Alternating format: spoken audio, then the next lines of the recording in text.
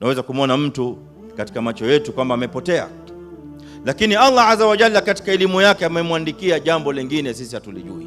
Kabla ya kufa kwake ikawa ni sababu, kukatokea jambo dogo ikawa ni sababu ya tauba, ni sababu ya kurudi kwake kwa Allah azza wa jalla.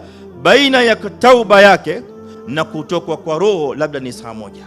Mtu anayetekeleza ibada za watu wa peponi, kabla ya kuingia peponi kwa dhiraa, mambo yakabadilika, ukaingia motoni kwa elimu ya Allah subhanahu wa ta'ala.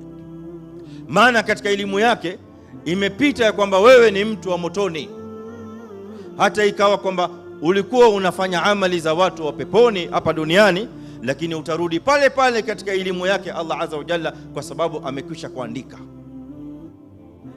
Kwa maana kwamba mwanadamu Muislamu, mimi na wewe, usighurike na amali yako unayoifanya, wala usibebe dhamana ya aina yoyote ya kwamba wewe unabaki katika hali hiyo na unakwenda peponi moja kwa moja. Pepo hii hapa ipo mbele yako,